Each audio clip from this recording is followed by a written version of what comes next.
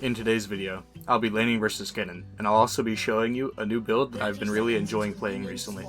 Right now, I really enjoy Nashor Rush, as it reminds me of when I first started playing Azir, back in Season 10. This build lets you really push the tempo of the game and play extremely aggressive, as you have so much wave clear and dueling potential that you can essentially do whatever you want, as long as your jungler can follow you up. My goal in this game is to shove the wave in, so that I can harass the Kennen and hopefully draw their jungler towards my lane. And then at level 6, I really want to set up ganks with my jungler. On this first wave, we really want to push as hard as possible, really trying not to auto-attack the Kennen, because we really want to save our Hail of Blades for a nice trade at level 2.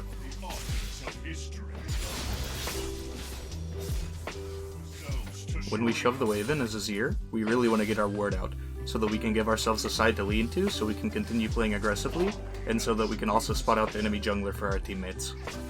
Remember, since our mana pool is so limited these days, we really want to only be emphasizing high value Qs, with Taste of Blood and Hail of Blades up if possible. Ideally, our first base with this build would be Lost Chapter, but in solo queue this is quite unlikely to happen most of the time, so we really want to emphasize getting Sapphire Crystal on our base with refillable potion most of the time. With this build, we want to rush Lost Chapter to get rid of our mana issues, and then right after we rush straight into Nashor's Tooth, because this is the item that gives us the most power as soon as possible in the game.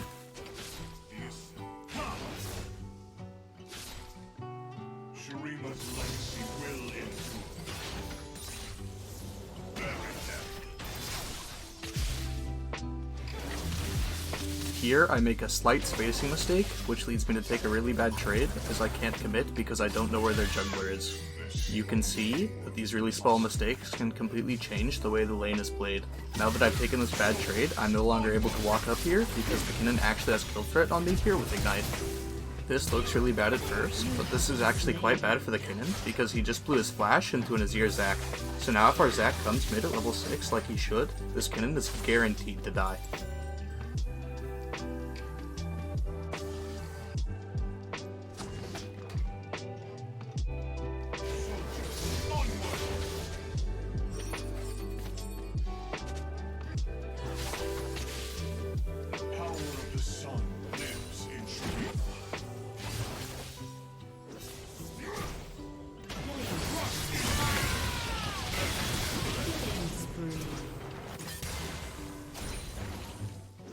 Now that we have Lost Chapter and a refillable potion, we are free to go completely wild here, and use our abilities off cooldown essentially to completely dominate lane phase.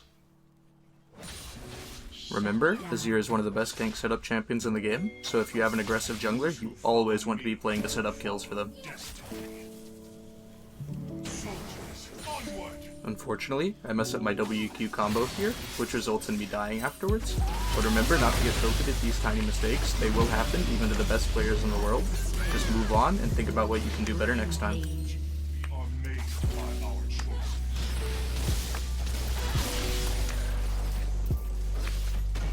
Here, I take another really bad trade, and notice how much these bad trades can really snowball a lane out of control, and this Kennen gets a really well played solo kill on me here.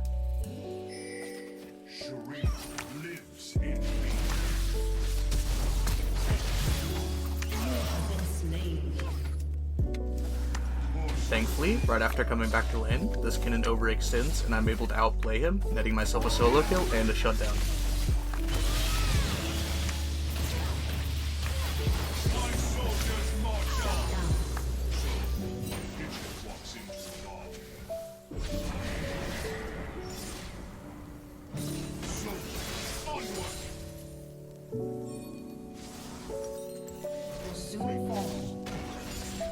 Unfortunately, me and Zac played this skirmish quite badly. This could have easily resulted in 2 kills, snowballing this game completely out of control for our team. Always pay attention on the map, especially when you bring teleport. You can catch people off guard with these nice teleport plays that can completely change the state of the game.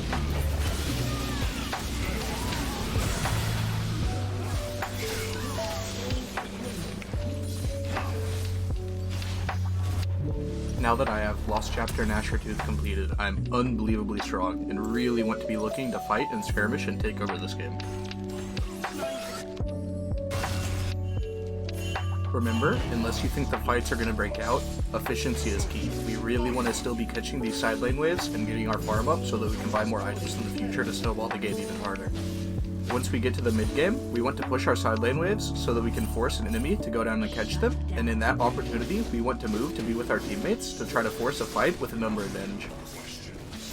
This cannon actually catches me off guard here, but fortunately he messes up his flash, and I also am able to outplay him mechanically, so we pick up another kill.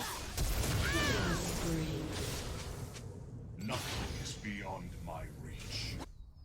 Notice how my original plan here was to move topside so that I could catch the wave, but since I see my team fighting, I instantly start moving mid lane so that I can join the fight and help my team out.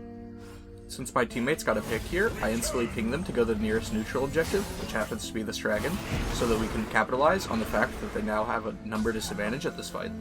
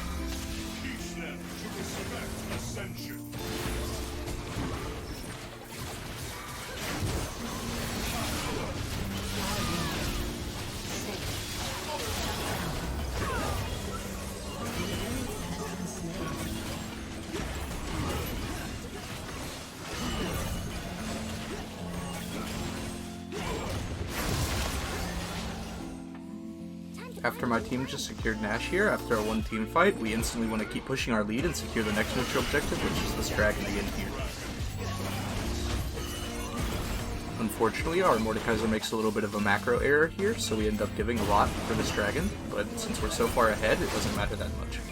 Your turret has been destroyed.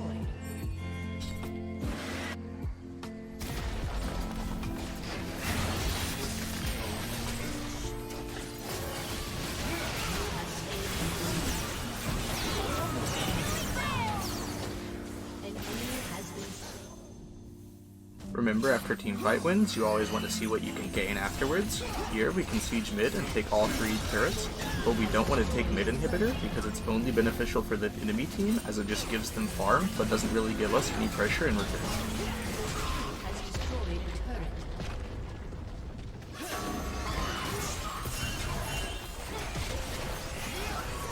Your team has destroyed a turret.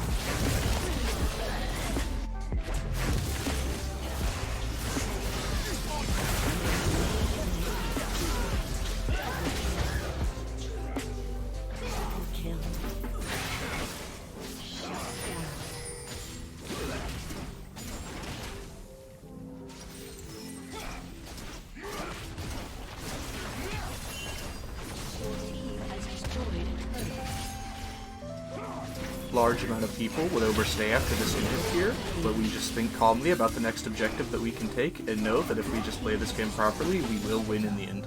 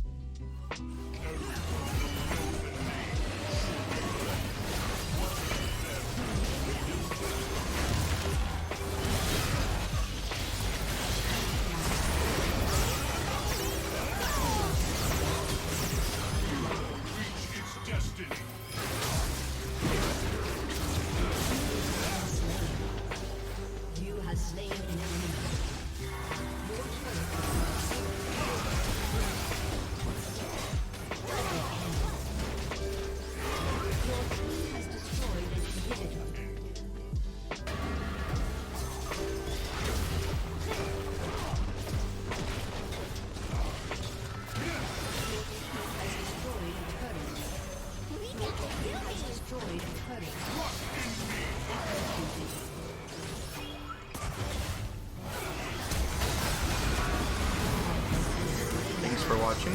I hope you guys enjoyed. Let me know if you guys try out this build in your games and see if you have any success with it. I personally really like it right now, and I think that it's extremely strong in solo queue.